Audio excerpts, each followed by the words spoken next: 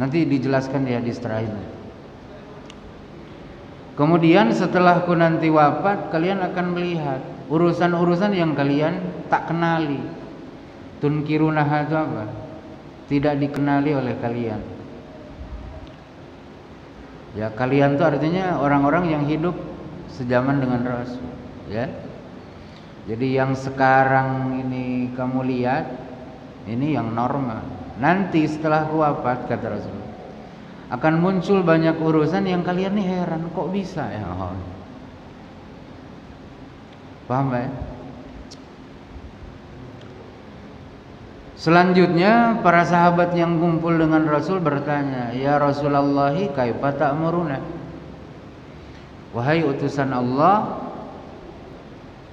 kaifa ta'muruna? Apa yang engkau perintahkan dengan kami saat kami dipimpin oleh pemimpin macam itu? Ya. Kalau Rasulullah pemimpin itu adil yang seadil-adilnya, ya. Nah, nanti selepas Rasul, ya tak mesti harus langsung setelah Rasul, ya. Boleh jadi beberapa tahun kemudian, gitu. Justru yang dilihat tuh pemimpin tuh jauh dari cara Rasulullah memimpin. Nah, apa yang Rasul perintahkan dengan kami ketika kami dipimpin oleh pemimpin macam itu? Ini jawaban baginda Rasulullah. Ya, di riwayat siapa? Bukhari, Muslim. Tu'addunal haqqal ladzi 'alaikum wa tas'alunallaha alladzi lakum. Kali lagi ya. Tu'addunal haqqal ladzi 'alaikum wa tas'alunallaha alladzi lakum. Tunaikan oleh kamu semua hak yang wajib kamu tunaikan. Tunaikan oleh kamu semua hak pemimpin yang wajib kamu tunaikan. Hak orang itu kan kewajiban kita, betul? Bapak lebih tua dari saya, hak bapak apa? Dihormati, betul? Maka kewajiban saya menghormati. Itu. Nah, hak pemimpin itu apa? As-sam'u wa ta'ah, didengar, ya, ditaati oleh rakyat. Nah, tunaikan aja itu. Selanjutnya mengenai hak kamu yang tak ditunaikan oleh pemimpinmu, kamu jangan nuntut sama dia. Jangan maksa pemimpinmu untuk menunaikan hak kamu. Tapi apa rekomendasi Rasul? Wa tas'alunallaha allazi lakum. Mintalah tentang hakmu kepada aku, kata Allah. Mintalah hakmu kepada Allah. Allah itu dalam Quran menyifati dirinya sebagai Malikal Mulki. Qulillahumma Malikal Mulki.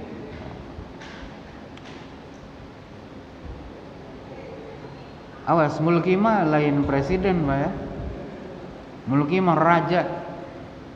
Kalau raja mah absolut, ya.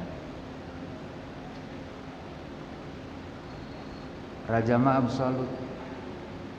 Kalau presiden, perdana menteri itu kan dengar kata DPR, betul lah.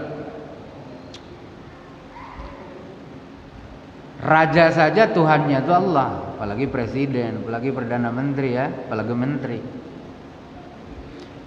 Nah, mengenai hak kamu yang tak ditunai oleh rajamu, gitu. Itu tak usah maksa dengan mereka minta hakmu itu. Mintalah kepada Allah, Tuhannya si raja itu. Paham ya?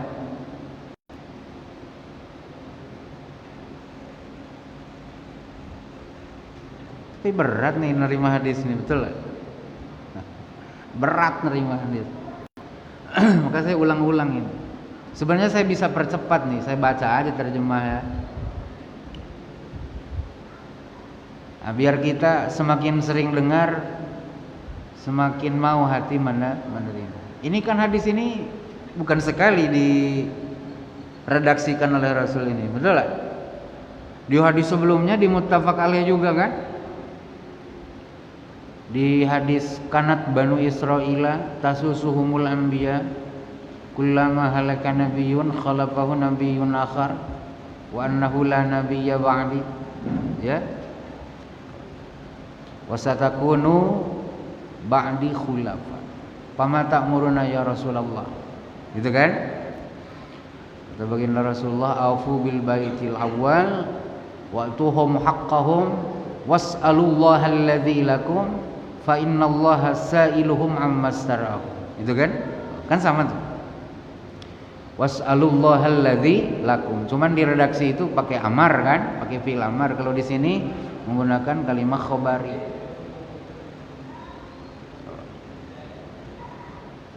Kalau di hadis itu biarlah Allah yang membalas kezaliman mereka, karena mereka akan ditanyai oleh Allah tentang amanah yang mereka pikul itu, gitu kan? Kalau di sini tadi sebutkan itunya. Tunaikan hakmu, tunaikan hak mereka yang menjadi kewajibanmu. Ya, kemudian mengenai hakmu yang tak ditunai oleh rajamu itu, oleh pemimpinmu itu, mintalah dengan aku Tuhanmu dan Tuhan si raja tadi. Paham Pak ya?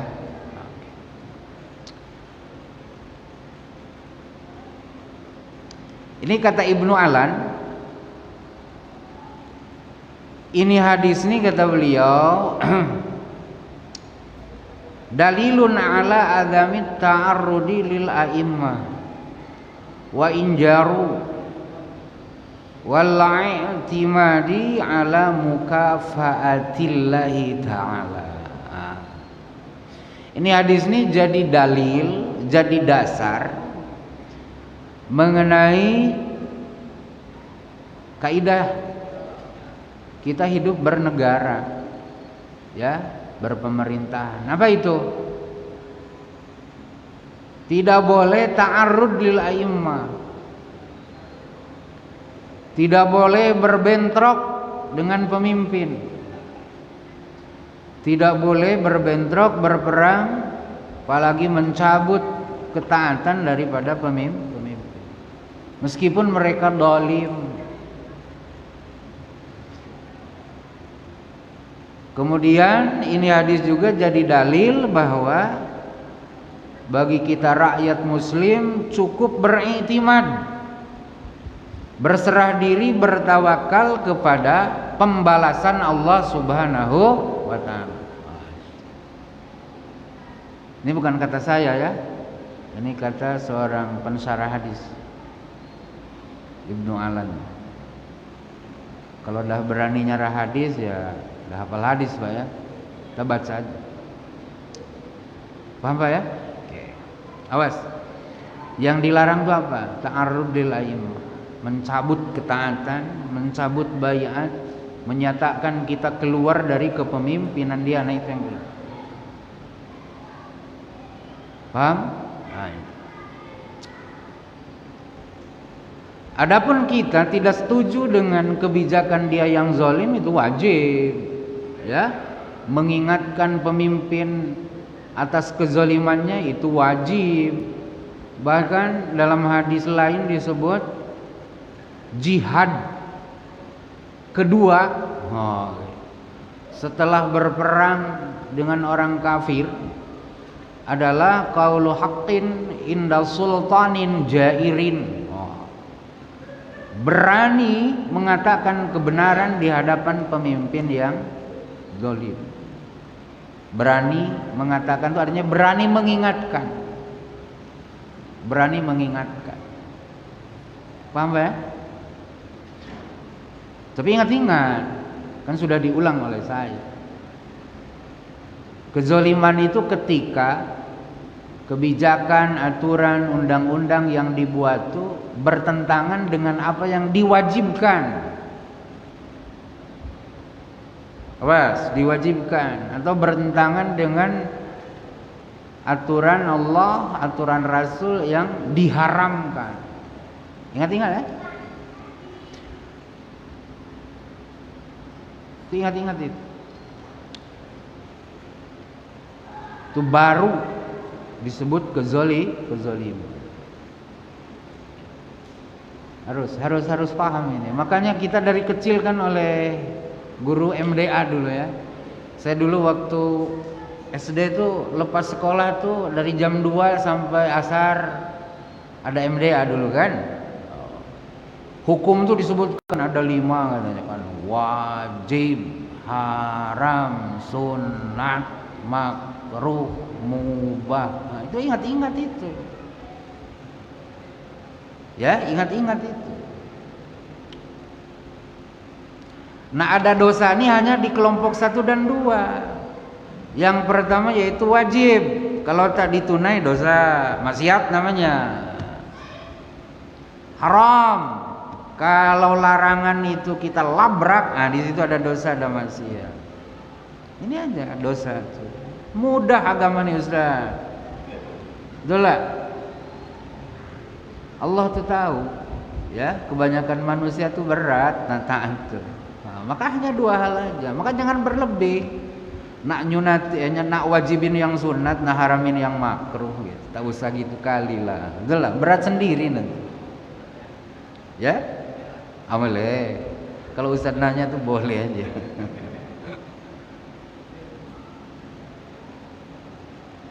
Assalamualaikum warahmatullahi wabarakatuh. Salam warahmatullahi wabarakatuh. Ini sudah dalam hadis kedua dari karena kita apabila hak kita tidak dipenuhi oleh sang pemimpin, kita minta ke Allah sebagai pemilik semua kuasa, meminta. Berarti ada hak kita untuk menurut Allah. Dalam hadis yang kedua ini Ustaz jelaskan kita mesti ditawakal. Kan dalam pengertian berbeda, pertama tawakal ini atau minta tawakal sama Allah. Yang pertama kita meminta. Oke, betul. Terus yang kedua, saya baca sebuah artikel dari Imam Ghazali dalam Ihya Ulumuddin yang bunyi, sesungguhnya kerusakan rakyat disebabkan oleh kerusakan pada para penguasanya. Mungkin satu dan kerusakan penguasa disebabkan oleh kerusakan ulama, dan kerusakan ulama disebabkan oleh cinta harta dan kedudukan. Dan barang siapa yang dikuasai oleh ambisi duniawi, ia tidak akan mampu mengurus rakyat kecil, apalagi penguasanya. Allah lah pelengkap meminta segala persoalan. Kalau dilihat dari yang terakhir ini sejalan dengan betul. Jadi menurut Ustaz, yang pertama yang kedua tadi, yang ketiga ini apa pandangan Ustaz atau di mana Islam dalam? Iya. Betul. Iya. Assalamualaikum. Jadi Ustadz Ali ini antara meminta kepada Allah dan bertawakal kepada Allah rasanya tak sejalan itu ya, gitu ya. Iya, tak apalah. Iya. Awam pun sama Ustaz, punya pandangan seperti itu. Antara ikhtiar dan tawakal itu tak sejalan gitu. Sepertinya kan, padahal tidak Ustaz. Ikhtiar itu kan Ustaz perbuatan zahir. Kalau tawakal itu perbuatan batin. Salat Ustaz itu ikhtiar namanya. Salat Ustaz itu ikhtiar dalam rangka meraih ridho Allah. Itulah. Setelah salat Ustaz buat, Ustaz jangan bertawakal kepada salat. Aman aku dah salat kata Ustaz. Wah, dah mantap salat. Khusyuk kata Ustaz gitu. Dah ku genggam ridho Allah. Kenapa? Karena aku dah sholat. Keliru Ustaz. Tak bisa. Tidak ada perintah di dalam Quran atau dalam hadis bahwa kita harus bertawakal kepada selain Allah. Paham ya? Serahin selepas usaha itu kepada Allah. Maka Ustadz bilang la haula wala quwwata illa billah. Hati ya bilang begitu. Kalau lisan kan belum tentu. Artinya hati Ustadz itu nyandar kepada Allah doang. Karena aku tak punya daya untuk bisa berbuat baik, wala quwwata, tak ada kekuatan untuk menjauhi dosa illa billah. Oh, kuncinya kan di Allah doang. Paham ya? Kalau di depan pintu masjid itu ada harimau Ustaz, betul. Zahir Ustaz lari, nak ke kanan, nak ke kiri, nak sembunyi balik mimbar, terserah lah. Pokoknya ada ikhtiar. Paling tidak loncat-loncat. Tapi jangan nyandarin selamatnya kita dari madarat singa itu kepada loncat-loncat Ustaz. Allah yang menghidupkan dan mematikan saya, gitu. Oke? Jadi minta kepada Allah. Hati beriktimat kepada pembalasan Allah.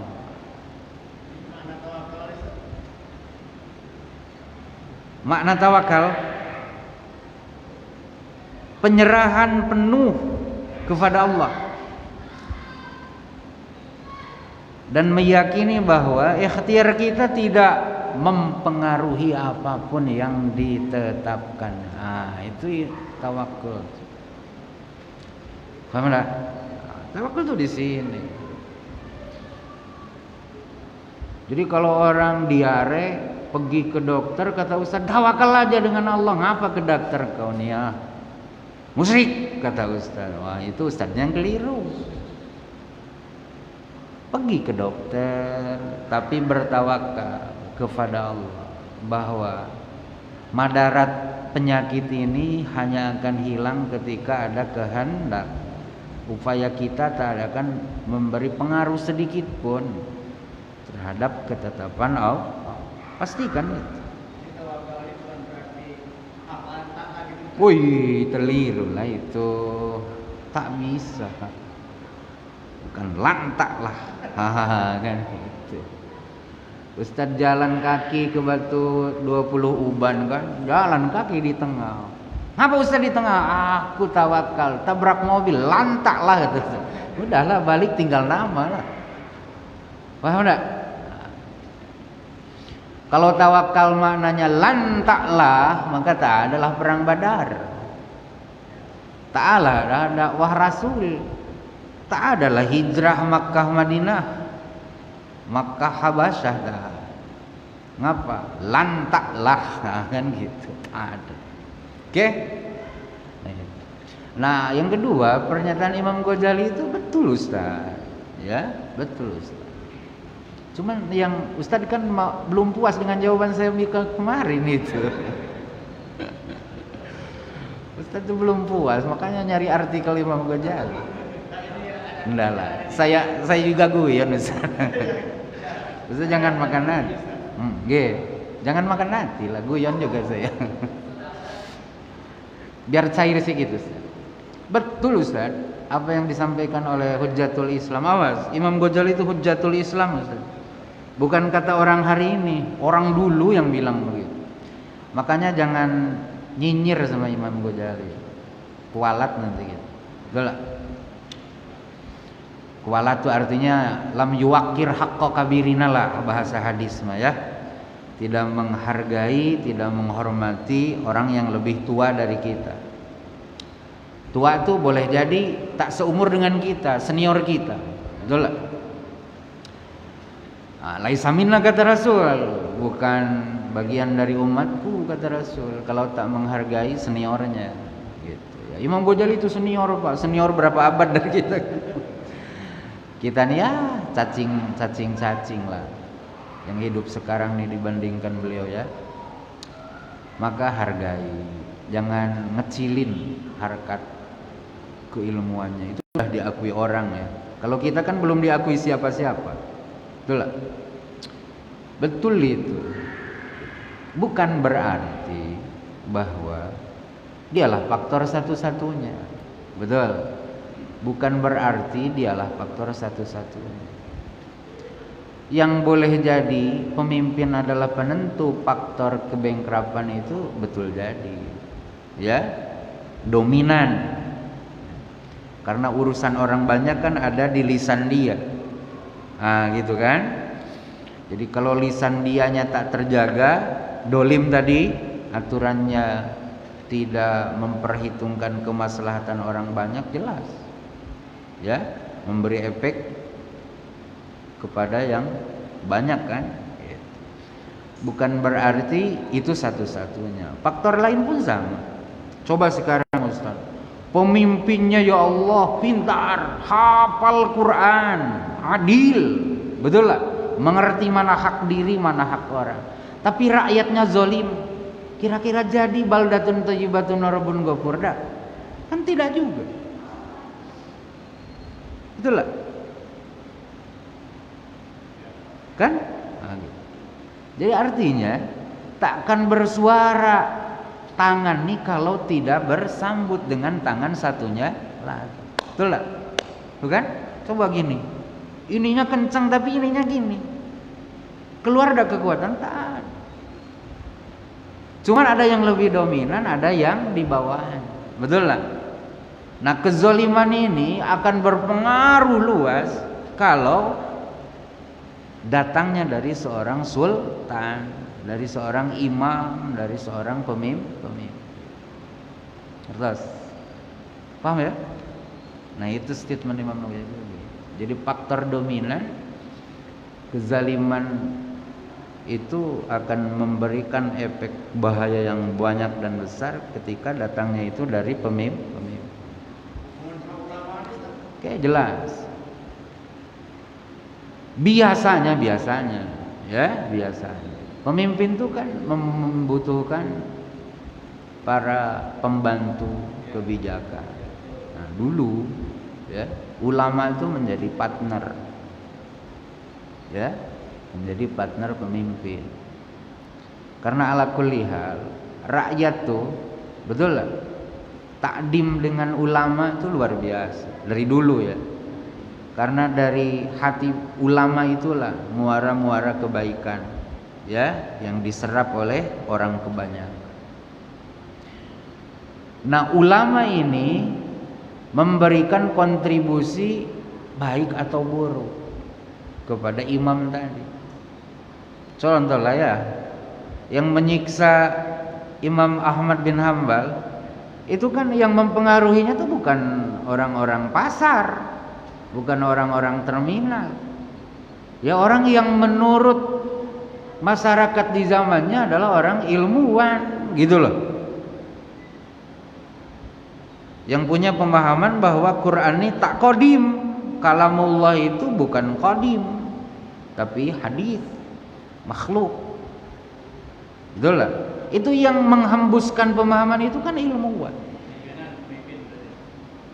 Kemudian pemimpin menerima. Nah, karena pemimpin punya kuasa, maka dia mewajibkan seluruh rakyat untuk berpahaman seperti dia. Betul lah.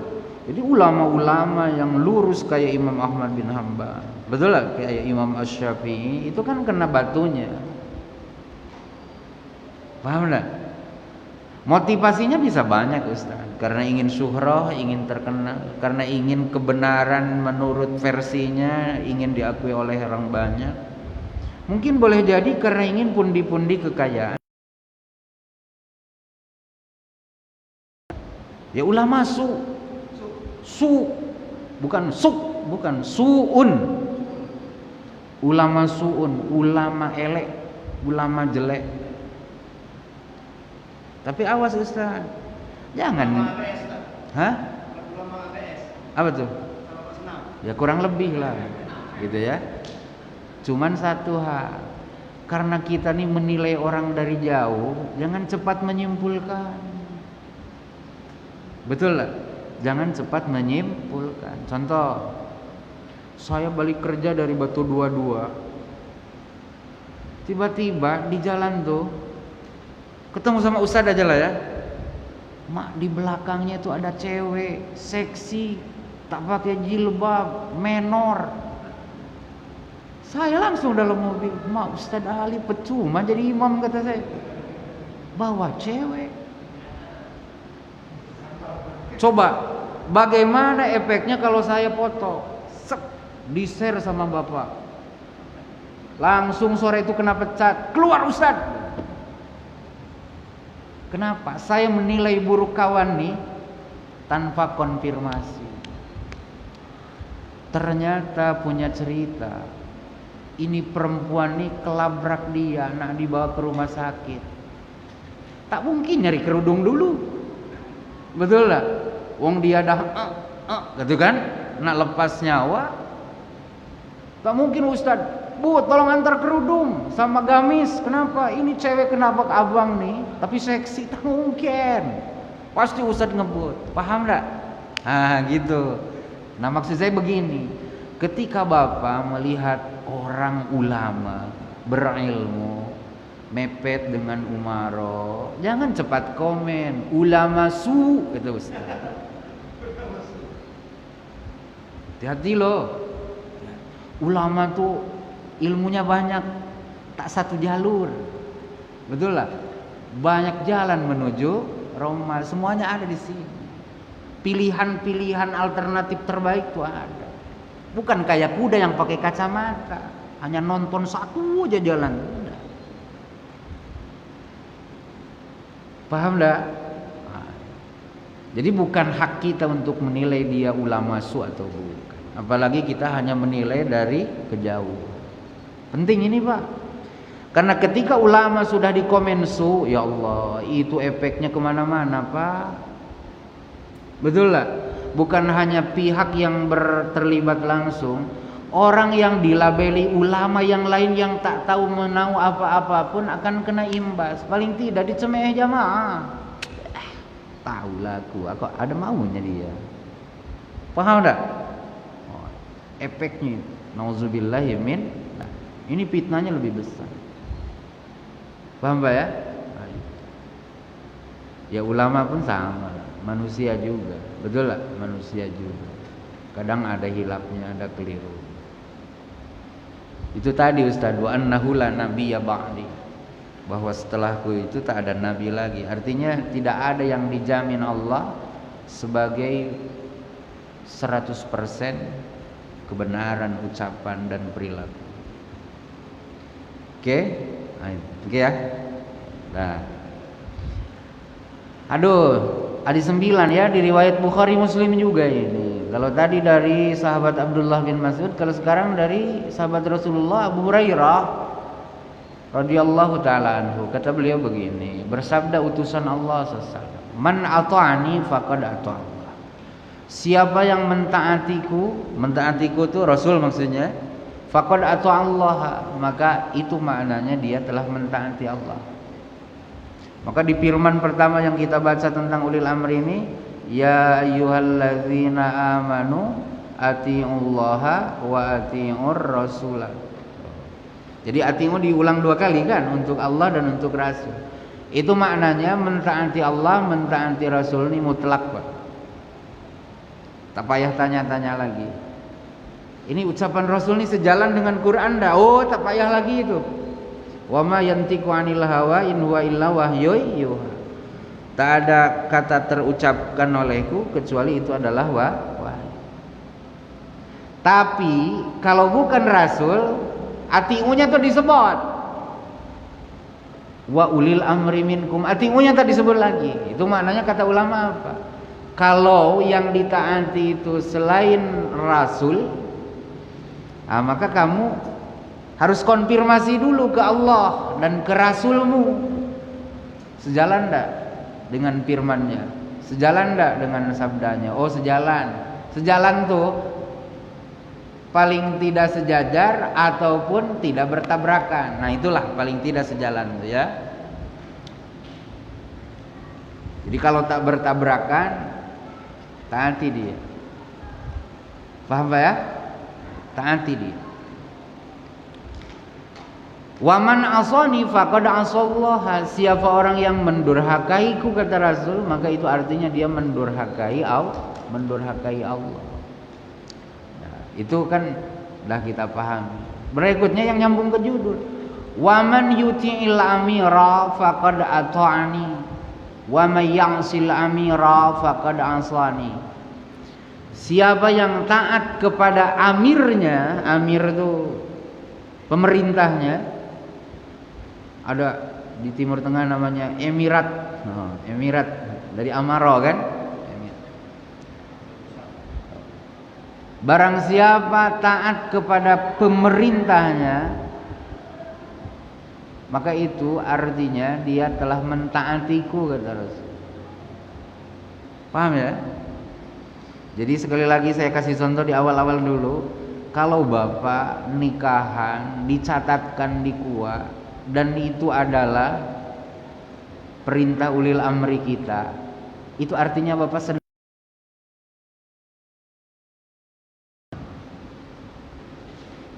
tak ada itu dalam hadis nyatat nikah. Bahkan sejalan. Yang ada dalam Quran itu yang harus di kata ulama, ayat terpanjang di Quran itu satu ayat itu tentang hutang, Pak. Tentang nyatet hutang.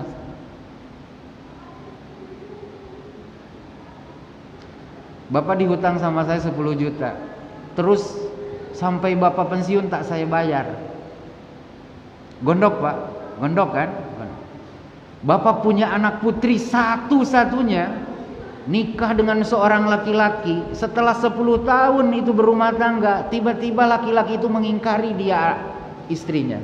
Gondok dah. Gondok. Gondokan mana? Tak dibayar hutang 10 juta atau anak putri bapak tadi akui istri oleh suaminya? Pasti yang kedua kan? Betul lah. Duit 10 juta Pak bisa dicari gantinya. Tapi kehormatan putri bapak, ada yang bisa nyiapin ganti tak? Tak ada. Awas ini saya bacakan. Ini bukan kata saya ya. Ini sabda Rasul. Ini muttafaqun alaih, Bukhari dan Muslim. Ulang ya. Waman yuti'il amira, bukan al-imama, al-amira. Al-amir itu biasanya lebih rendah dari imam. Kedudukannya itu. Siapa yang taat kepada amirnya, kepada pemimpinnya, itu maknanya dia telah mentaatiku, kata Rasul. Waman ya'sil amira faqad asani. Siapa yang mendurhakai amirnya, pemerintahnya, pemimpinnya, itu maknanya dia mendurhakai aku. Kenapa? Karena aku yang nyuruh kalian mentaati pemimpin itu. Oh, berarti tak taat perintah itu tak senang dengan aturan Rasul. Nauzubillahi min. Paham Pak ya? Ini penting nih Pak. Ngeri Pak. Kalau satu negara dah hilang kepercayaan kepada pemimpin. Caos. Ciao. Sila.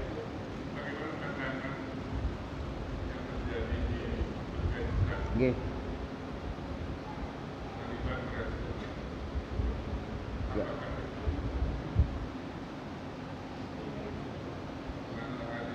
Iya, berlakukah untuk mereka? Kita doain dulu ya. Mudah-mudahan negara Afghanistan ini oleh Allah Azza wa Jalla yang maha kuasa, yang maha luar biasa, yang maha perkasa, diberikan ketenangan. Betul? Diberikan pemimpin dan pemerintahan yang thayyibatun, ya, yang menyenangkan, ya. Tuhan ridho dengan mereka. Kita doakan, ya. Kita doakan dalam sholat kita, dalam hati kita, ya, dalam sujud kita, itu saudara kita loh Pak, ya. Bukan hanya setakat saudara karena manusia, mereka seiman dengan kita, mempercayai Allah Tuhannya, mayoritas sugi. Kita doanya. Ya kita tak usah dibawa-bawa ke politik lah, betul lah. Nah kalau memang secara de facto sah mereka sebagai pemimpin, maka rakyatnya wajib mentaati. Kita kan tak mengerti seperti apa kedudukan Taliban di Afghanistan. Kalau memang mereka itu sah secara hukum di negaranya sebagai pemimpin yang berkuasa, maka kena kewajiban itu. Betul lah. Kecuali mereka merebutnya dengan cara yang tidak sah, sehingga aturan mereka menyatakan sebagai perbuatan yang keliru dalam bernegara, yaitu lain cerita. Andai mereka sah, maka rakyatnya wajib. Paham Pak ya? Ini dengar nih oleh kita. Habis, tak jadi, selesai. Dua lagi. Tak apa ya? Kita kan bukan ngejar silabus ya, gitu. Suka-suka hati kita aja. Bila nak selesai lah kan. Nah, gitu. Itu saja. Paling tidak kita ada pegangan bagaimana kita bernegara. Jangan terombang-ambing, Pak. Ya, ada isu sikit belok kita. Nauzubillah, jangan. Ya. Nanti nyesel kita kalau kita sudah kehilangan rasa aman yang sedang kita rasakan. Semoga Allah memberi hidayah dan taufik ya kepada kita untuk bisa mentaati pemimpin kita dalam kebaikan. Subhanakallahumma bihamdika asyhadu an la ilaha illa anta astaghfiruka wa atubu ilaika. Assalamualaikum warahmatullahi wabarakatuh.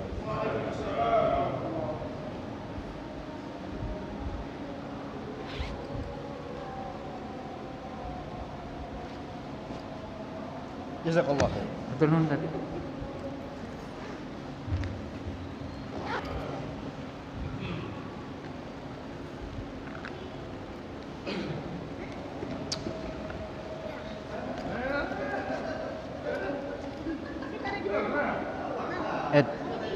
Bungkusnya.